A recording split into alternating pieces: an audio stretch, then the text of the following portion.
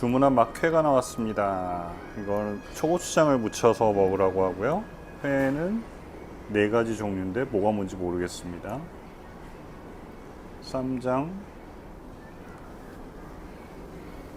와인을 따야죠. 코크가 살짝 튀어 올라와 있어요. 신기하죠? 바나나 향 같은 게 나요. 사라졌어요? 코크의 끝도 보이시죠? 여기 특이해요. 코크가 짠, 짠. 저는 딱 처음에 이제 한 모금 딱 마셨을 때 뭐가 떠올렸냐면 오크 숙성한 것 같고요. 바닐라 향 강하고, 이거는 딱 V피스. V피스에서 미국의 오크 많이 영향을 준 샤도네이, 그 사이쯤? 딱 캘리포니아 오크 숙성 많이 한 거로 치면 그거보다는 조금 오크의 영향이 적고, V피스 치고는 약간 좀 과하고. 와, 근데 뭐 일단 기대 이상인데요? 향도 아주 뭐 강하고. 아, 근데 회가 너무 먹고 싶어요. 회를 한 점 먹겠습니다. 다시마를 이용해서 쌈을 하나 만들어 보겠습니다. 이걸 좀 얹고, 얘도 몇 가닥을 얹고, 자, 복숭아 멜론인데 이거 오크 너무 영향이 커요. 오크 에센스까지는 아닌 것 같고, 김을 이용해서 오일을 한 2개 깔고 간장 와사비 베이스로 한번 만들어 보겠습니다. 와사비를 살짝 얹고 해초류,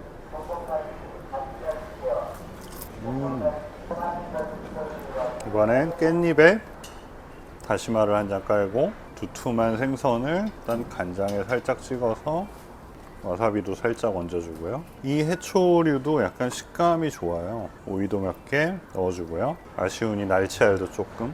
이왕 이렇게 된 거 매운 것도 갑니다. 한국에도 와이너리들이 있잖아요. 몇 번 가봤었는데, 그래서 일본 와인은 어떤가 너무 궁금해서 사봤고요.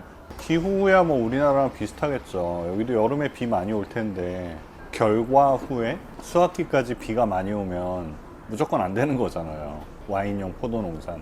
일본은 어떻게 가능할까요? 여기가 산간지방이니까 여름에는 좀 서늘함을 유지할 수 있고, 겨울에는 엄청 추울 것 같거든요. 나가노면 그 동계올림픽 했던 나가노 아니에요? 이거 어떻게 포도가 살아남죠, 이게? 옥수성 확실하게 한, 게다가 그 영양도 확실하게 드러나고 있는 복숭아, 바나나, 멜론, 그 정도까지 가는 강렬한 와인입니다. 색깔은 옅은 레몬, 강렬한 아로마예요. 앙금 접촉 결과에 따른 풍미가 좀 있나요? 조금 거슬리는 건 미국 캘리포니아 샤도네이에서 오크 영향을 많이 집어넣은 그런 와인을 마실 때 느끼는 씁쓸함이 있어요. 뒷맛이 약간 씁쓸한? 여름에는 충분한 일조량이 있는 것 같고, 그러다 보니까 당도가 많이 올라갔죠. 당도가 많이 올라갔으니 얘는 알코올이 높을 것 같습니다. 13%까지 나올 수 있을 것 같아요. 레이블을 볼까요? 아, 여기 재밌는 사실들이 있네요. 알코올은 13%인데 일단 메이커가 기꼬만이라는 간장 만드는 메이커에서, 거기가 대주주이거나 뭐 그룹사인 것 같아요. 기꼬만 간장도 만들지만 여러분, 기꼬만은 와인도 만듭니다. 또 하나 재밌는 건 포도 수확 일자가 써 있어요. 2020년 9월 20일 하고 21일 날 수확을 했대요. 그때면 이미 여기도 우기가 있을 거고, 우리처럼 태풍도 지나갈 텐데 장마도 있을 거고, 이 어떻게 이 포도를 이렇게 잘 키울 수 있을지 궁금하고요. 병입 연도가 써 있어요. 2021년 7월 27일이래요. 그럼 수확을 하고 10개월 동안이나 지난 다음에 병입을 했다는 거기 때문에 그간에 오크 숙성을 할 수도 있고 앙금 접촉을 할 수도 있죠. 청어의 회를 먹을 수 있다는 건 대단한 거예요. 청어 꽁치의 약간 큰 버전이거든요. 그런 생선들은 빨리 죽거든요. 꽁치회를 먹어본 적 없잖아요. 고등어회도 먹어본 적 없잖아요. 거의 드물잖아요. 숙회 아니면. 매일 아침 포항에서 현지 직송으로 생선을 가져오신다고 합니다, 이 집은. 되게 신선해요. 간장 와사비만 딱 넣어서 먹어보겠습니다. 오후 4시잖아요 지금. 배고플 시간이 아닌데 왜 이렇게 배가 고프죠? 이 와인이 약간 식욕을 자극하고 있어요 지금. 미역국에도 생선을 넣었어요. 이런 미역국 진짜 오래간만이에요.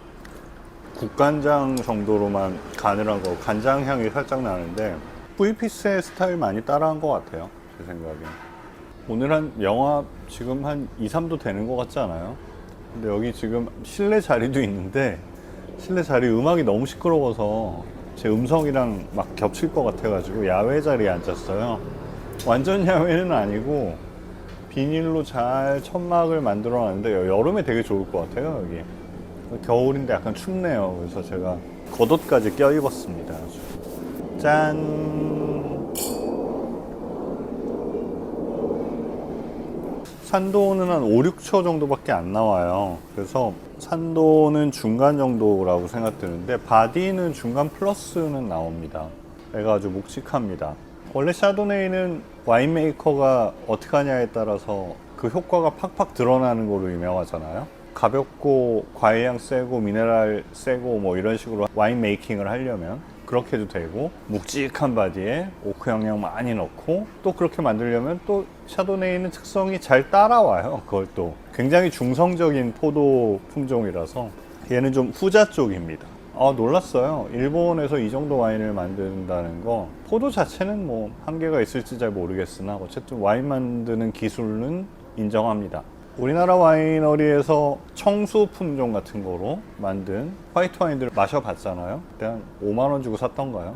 나쁘지는 않았어요, 그때는. 근데 그 와인을 먹었을 때 감동을 생각하면 청수를 기대하고 마셨으나 이거는 미국 캘리포니아산이라고 팔아도 될 것 같고 VP세 스타일인데 20% 저렴하다 뭐 이래도 팔릴 것 같은.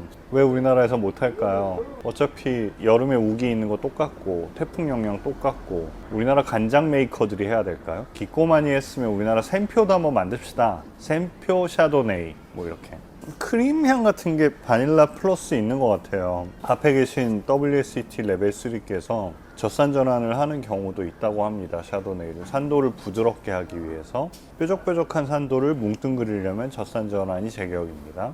젖산 전환, 발효가 끝나고 나서 그대로 두면 말산이 젖산으로 전환되는 것. 옛날엔 젖산 발효라고도 했고, 어쨌든 그러면서 산도는 부드러워지고 크림, 브리오시, 버터 같은 풍미를 집어넣습니다. 이런 걸 위해서 레드는 거의 다 하는데 화이트는 굉장히 선택적으로 합니다. 대부분 안 해요. 특히 샤도네이는 하는 경우들이 많고요. 깨끗하고 청량하고 1차 향 중심의 오크 숙성도 안 하고 이런 화이트 와인을 만들 때는 당연히 젖산 전환은 안 합니다. 얘는 젖산 전환도 살짝 한 것 같고요. 오크 숙성을 했던 오크 칩을 넣었던 둘 중에 하나입니다.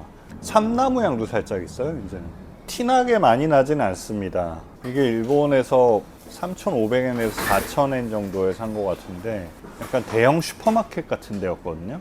우리나라로 치면 한 이마트에서 35,000원 정도 하면 오크 칩을 넣었으면 좀 문제네요. 오크 숙성을 했겠네요, 그 정도면. 그러고 보니까 약간 빵향 같은 것도 살짝 있네요. 3차향은 뭐가 있나요? 3차향이 안 나지 않아요? 2020 빈티지면 벌써 4년째거든요. 아몬드? 아주 약간의 아몬드 정도는 인정하겠습니다. 드라이인데 뭐 잔당은 살짝 있는 것 같고 5초 정도의 멜론 풍미가 지속되는 여운이라고 생각합니다. 그래서 중간 여운이고요. 그 다음에 이제 종합평가를 해야죠. 복합미는 굉장히 좋은 편이에요. 왜냐하면 1, 2, 3차가 다 나오고 있고 다양한 풍미들이 나오고 있습니다. 밸런스 알코올이 살짝 튀는데 그래도 그렇게 나쁘다고는 볼 수 없고 중간 정도 이상은 되는 것 같아요. 풍미의 강도 좋은 편 아니에요? 지금 좀 시간이 지나니까 아까의 그 복숭아나 이런 건 좀 줄어들었어요. 저는 지금 남은 건 뭐냐면 씁쓸하다, 이거 오크 맛이다, 자꾸 이거만 남는데 그래도 풍미의 강도가 약하다고 할 수는 없습니다. 이거는 종합 등급을 어떻게 줘야 되죠? 좋은 줘야 되는 거 아니에요? 그래도 좋은 와인 비비노 점수 아무리 고민해도 이거는 3.7밖에 못 드리겠습니다. 왜냐하면 이런 류의 와인들 솔직히 캘리포니아 와인 많이 마셔봤거든요. 샤도네이 이 정도 급 되는 거 2만원대도 많이 있고요. 이게 4만원 가까이 한다는 거는 솔직히 4만원 주고 이거 마실래? 아니면 유사한 와인인 캘리포니아 와인 마실래? 아니면 심지어는 VP세 생베랑 뭐 이런 것도 막공 이 정도만 가도 4만원 이하 있거든요. 놀랐던 건 일본 와인 크게 기대 안 하고 뭐 와인급이나 들 수 있겠어 이런 기분으로 사왔는데 근데 놀랬어요. 이 정도면 부러우면서 약간 열받습니다. 일본 이 정도 하는데. 그래서 오늘 미션은 완전 실패. 다음 주 와인은 뭐 하죠? 화이트를 이렇게 실패했으니까 레드로 한번 가보겠습니다. 레드 중에 뭐 할까요? 이태리에 가장 생산량이 많은 거로 알고 있는 키안티 클라시코, 그 중에서도 가장 와이너리에서 오래 숙성하고 출시해야만 되는 그랑 셀렉시오네급으로 한번 해보겠습니다. 키안티는 의외로 고깃집이 어울릴 것 같아서 저번에 댓글 달아주신 분 의견도 있고 해서 푸에르코 판교점 거기 이번에 리뉴얼 했대요. 쿨키즈 프리거든요. 거기 가서 한번 키안티 클라시코 그랑 셀렉시오네하고 이베리코 돼지고기 구이는 어떻게 페어링이 잘 맞는지 한번 해보겠습니다. 참고로 오늘 이 와인은 회보다는 좀 더 무거운 음식들이 맞을 것 같아요. 좀 더 기름지고. 회는 좀 가볍고 산도 높고 레몬 라임 계열의 이런 게 어울릴 것 같고요. 이게 오늘 안 어울린다는 뜻은 아니지만 얘의 무게감 정도는 뭐 튀김류, 중국 음식, 탕수육 심지어는 이 정도까지도 커버할 수 있는 아주 묵직한 아이였습니다. 안녕.